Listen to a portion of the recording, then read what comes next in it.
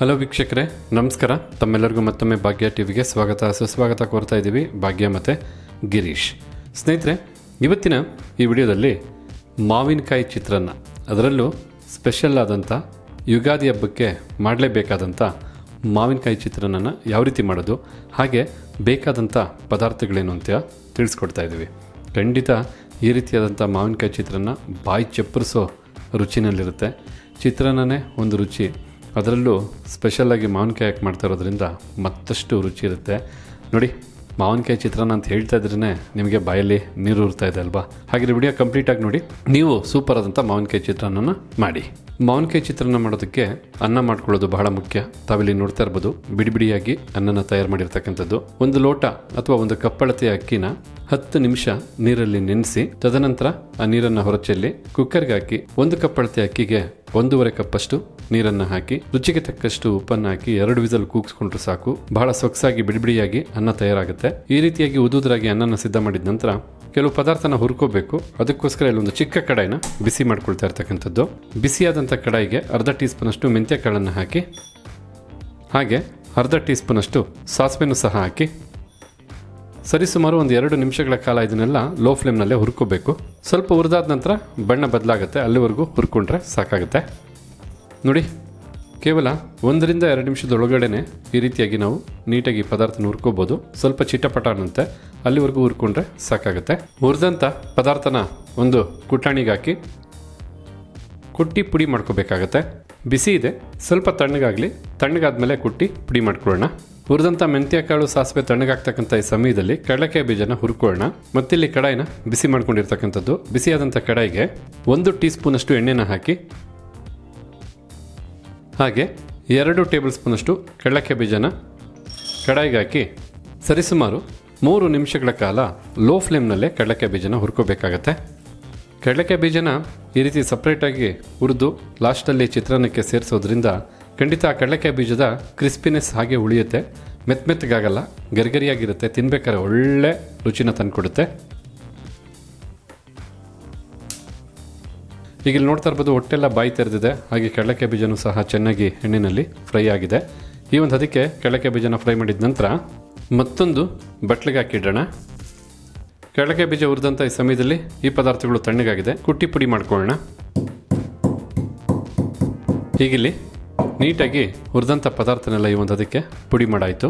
ಈ ರೀತಿಯಾಗಿ ಈ ಪದಾರ್ಥನೆಲ್ಲ ಪುಡಿ ಮಾಡಿದ ನಂತರ ಚಿತ್ರಾನ್ನಕ್ಕೆ ಬೇಕಾದಂಥ ಒಗ್ಗರಣೆಯನ್ನು ಸಿದ್ಧ ಮಾಡ್ಕೋಬೇಕಾಗತ್ತೆ. ಹೀಗಿಲ್ಲಿ ಮಾವಿನಕಾಯಿ ಚಿತ್ರಾನ್ನ ಮಾಡೋದಕ್ಕೆ ಬೇಕಾದಂಥ ಒಗ್ಗರಣೆ ಮಾಡೋದಕ್ಕೋಸ್ಕರ 3 ಟೇಬಲ್ ಸ್ಪೂನ್ ಅಷ್ಟು ಎಣ್ಣೆನ ಬಿಸಿ ಮಾಡ್ಕೊಂಡಿರ್ತಕ್ಕಂಥದ್ದು. ಹೀಗಿಲ್ಲಿ ಎಣ್ಣೆ ಬಿಸಿಯಾಗಿದೆ. ಬಿಸಿಯಾದಂಥ ಎಣ್ಣೆಗೆ ಸ್ವಲ್ಪ ಸಾಸಿವೆನ ಹಾಕಿ, ಈ ರೀತಿಯಾಗಿ ಸಾಸಿವೆನ ಸಿಡಿದಾದ ನಂತರ ಸ್ವಲ್ಪ ಇಂಗಿನ ಪುಡಿನ ಬಳಸ್ತಾ ಇರ್ತಕ್ಕಂಥದ್ದು. ಹಾಗೆ ಸ್ವಲ್ಪ ಜೀರಿಗೆ, ಜೊತೆಗೆ 1 ಟೇಬಲ್ ಸ್ಪೂನ್ ಅಷ್ಟು ಕಡಲೆಬೇಳೆ ಮತ್ತು 1 ಟೇಬಲ್ ಸ್ಪೂನ್ ಅಷ್ಟು ಉದ್ದಿನಬೇಳೆನೂ ಹಾಕಿ ಲೋ ಫ್ಲೇಮ್ನಲ್ಲೇ 1 ನಿಮಿಷ ಇದನ್ನೆಲ್ಲ ಫ್ರೈ ಮಾಡ್ಕೋಬೇಕು. ಅಂದರೆ ಕಡಿಮೆ ಉರಿನಲ್ಲೇ ಫ್ರೈ ಮಾಡಬೇಕು. ಹೆಚ್ಚು ಉರಿನಲ್ಲಿ ಫ್ರೈ ಮಾಡಿದ್ರೆ ಬಹಳ ಬೇಗ ಸೀದೋಗುತ್ತೆ. ಆದ ಕಾರಣ ಕಡಿಮೆ ಉರಿನಲ್ಲೇ ಫ್ರೈ ಮಾಡ್ಕೊಳ್ಳಿ. ಈ ರೀತಿಯಾಗಿ ಪದಾರ್ಥನೆಲ್ಲ 1 ನಿಮಿಷಗಳ ಕಾಲ ಫ್ರೈ ಮಾಡಿದ ನಂತರ ಸ್ವಲ್ಪ ಅರಿಶಿಣದ ಪುಡಿ ಹಾಕಿ ಹಾಗೆ ಸುಮ್ಮನೆ ಬೆರೆಸ್ಕೊಂಡ್ರೆ ಸಾಕಾಗತ್ತೆ. ಈ ರೀತಿಯಾಗಿ ಅರಿಶಿಣದ ಪುಡಿನೂ ಹಾಕಿ ಬೆರೆಸಾದ ನಂತರ ಈಗಿಲ್ಲಿ 5 ರಿಂದ 6 ಹಸಿಮೆಣಸಿನಕಾಯಿನ ಬಹಳ ಚಿಕ್ಕದಾಗಿ ಕಟ್ ಮಾಡಿ ಒಗ್ಗರಣೆಗೆ ಬಳಸ್ತಾ ಇರ್ತಕ್ಕಂಥದ್ದು. ನೋಡ್ಕೊಳ್ಳಿ, ಮೆಣಸಿನಕಾಯಿ ಯಾವ ಹದದಲ್ಲಿ ಖಾರ ಇರುತ್ತೋ ಅದ್ರ ಮೇಲೆ ನೀವು ಏರುಪೇರು ಮಾಡ್ಕೋಬೋದು. ಮಾವಿನಕಾಯಿ ಹುಳಿ ಇರೋದ್ರಿಂದ ಸ್ವಲ್ಪ ಮೆಣಸಿನಕಾಯಿ ಖಾರ ಹೆಚ್ಚೇ ಬೇಕಾಗುತ್ತೆ. ಹಾಗೆ ಸ್ವಲ್ಪ ಕರಿಬೇವಿನ ಸೊಪ್ಪನ್ನು ಹಾಕಿ ಲೋ ಫ್ಲೇಮ್ನಲ್ಲೇ 2 ನಿಮಿಷಗಳ ಕಾಲ ಇವೆರಡೂ ಪದಾರ್ಥವನ್ನು ಫ್ರೈ ಮಾಡಿಕೊಂಡ್ರೆ ಸಾಕಾಗುತ್ತೆ. ಹೀಗಿಲ್ಲಿ ಮೆಣಸಿನಕಾಯಿನೂ 2 ನಿಮಿಷಗಳ ಕಾಲ ಫ್ರೈ ಮಾಡಾಯಿತು. ಈ ಸಮಯದಲ್ಲಿ ರುಚಿಗೆ ತಕ್ಕಷ್ಟು ಉಪ್ಪನ್ನು ಬಳಸ್ತಾ ಇರ್ತಕ್ಕಂಥದ್ದು. ನಾವಿಲ್ಲಿ ಪುಡಿ ಉಪ್ಪನ್ನು ಬಳಸ್ತಾ ಇದ್ದೀವಿ. ಆಲ್ರೆಡಿ ಅನ್ನ ಮಾಡಬೇಕಾದ್ರೆ ಉಪ್ಪನ್ನು ಬಳಸಿದ್ವಿ. ಆದ ಕಾರಣ ನೋಡಿಕೊಂಡು ಉಪ್ಪನ್ನು ಬಳಸಬೇಕಾಗತ್ತೆ. ಉಪ್ಪನ್ನು ಹಾಕಾದ ನಂತರ ಚೆನ್ನಾಗಿ ರೀತಿ ಒಮ್ಮೆ ಮಿಕ್ಸ್ ಮಾಡಿಕೊಂಡ್ರೆ ಸಾಕಾಗುತ್ತೆ. ಹೆಸರೇ ಹೇಳೋ ಹಾಗೆ ಮಾವಿನಕಾಯಿ ಚಿತ್ರಾನ್ನ ಆಗಿರೋದ್ರಿಂದ ಒಂದು ಮೀಡಿಯಂ ಸೈಜ್ನ ಮಾವಿನಕಾಯಿನ ನೀಟಾಗಿ ತುರಿದು 1 ಕಪ್ ಅಳತೆಯ ಮಾವಿನಕಾಯಿ ತುರಿನ ಹಾಕ್ಕೊಳ್ತಾ ಇರ್ತಕ್ಕಂಥದ್ದು ಒಗ್ಗರಣೆಗೆ. ಈಗ ಸರಿಸುಮಾರು 3 ರಿಂದ 4 ನಿಮಿಷ ಲೋ ಫ್ಲೇಮ್ನಲ್ಲೇ ಮಾವಿನಕಾಯಿನೂ ಸಹ ಚೆನ್ನಾಗಿ ಬಿಸಿ ಮಾಡಿಕೊಂಡು ಫ್ರೈ ಮಾಡ್ಕೋಬೇಕಾಗತ್ತೆ. ಈಗಾಗಲೇ ಅರೋಮ ಭಾಳ ಸೊಗಸಾಗಿ ಬರ್ತಾ ಇದೆ. ಇನ್ನು ಕಂಪ್ಲೀಟಾಗಿ ಚಿತ್ರಾನ್ನ ಸಿದ್ಧ ಆಗ್ಬಿಟ್ರಂತೂ ಎಷ್ಟೊತ್ತಿಗೆ ತಿಂತೀವಿ ಅಂತ ಆಸೆ ಆಗುತ್ತೆ, ಅಷ್ಟು ಸೊಗಸಾಗಿರುತ್ತೆ ಈ ಒಂದು ಚಿತ್ರಾನ್ನ. ಎಷ್ಟೇ ಕಾಸ್ಟ್ಲಿ ರೈಸ್ ಬಾತನ್ನು ತಿಂದ್ರೂ ಈ ಚಿತ್ರಾನ್ನದ ಮುಂದೆ ಯಾವುದೂ ಇಲ್ಲ. ನೀವೇನು ಹೇಳ್ತೀರಾ?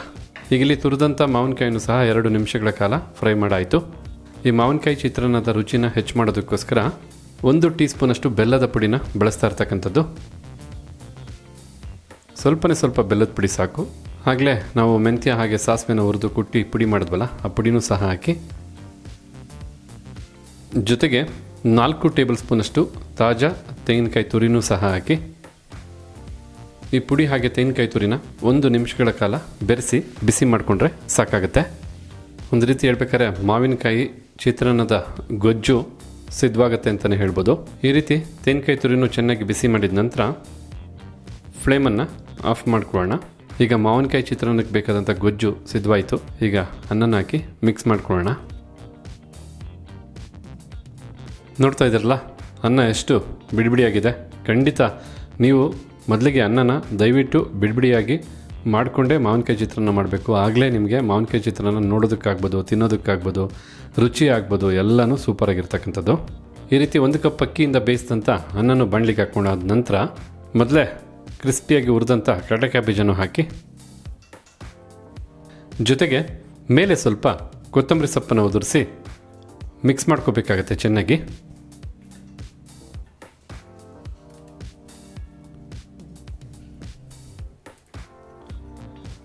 ಚಿತ್ರಾನ್ನದ ಗೊಜ್ಜು, ಅನ್ನ ಹಾಗೆ ಎಲ್ಲ ಪದಾರ್ಥಗಳು ಚೆನ್ನಾಗಿ ಬೆರಿಬೇಕು. ಸ್ವಲ್ಪ ನಾಜೂಕಾಗಿ ಆರಾಮಾಗಿ ಮಿಕ್ಸ್ ಮಾಡ್ಕೊಳ್ಳಿ. ಈಗಿಲ್ಲಿ ಕಂಪ್ಲೀಟಾಗಿ ಮಿಕ್ಸ್ ಮಾಡಿದ ನಂತರ ತಾವಿಲ್ಲಿ ನೋಡ್ತಾ ಇರ್ಬೋದು ಎಷ್ಟು ಸೊಗಸಾಗಿ ಸಿದ್ಧವಾಗಿದೆ ಮಾವಿನಕಾಯಿ ಚಿತ್ರಾನ್ನ ಅಂಥೇಳಿ. ಖಂಡಿತ ಒಳ್ಳೆ ಅರೋಮ ಬರ್ತಾ ಇದೆ, ನೋಡೋದಕ್ಕೂ ಚೆನ್ನಾಗಿದೆ, ತಿನ್ನೋದಕ್ಕೂ ರುಚಿಯಾಗಿದೆ. ಮತ್ತೆ ಆಗ್ತಡ ಈ ಬಾರಿಯ ಯುಗಾದಿ ಹಬ್ಬಕ್ಕೆ ನೀವು ನಿಮ್ಮ ಮನೆಗಳಲ್ಲಿ ಈ ರೀತಿಯಾದಂಥ ಮಾವಿನಕಾಯಿ ಚಿತ್ರಾನ್ನ ಒಮ್ಮೆ ಮಾಡಿ ನೋಡಿ, ಮರೆಯಲಾರದ ರುಚಿ ಅಂತ ಹೇಳ್ತಾ, ಹಾಗಿದ್ರೆ ಇವತ್ತು ವಿಡಿಯೋ ಮೂಲಕ ನಾವು ಮಾಡಿ ತಿಳಿಸಿದಂಥ ಮಾವಿನಕಾಯಿ ಚಿತ್ರಾನ್ನ ತಮಗೆಲ್ಲರಿಗೂ ಇಷ್ಟ ಆಗಿದೆ ಅಂತ ತಿಳ್ಕೊಂಡಿದ್ದೀನಿ.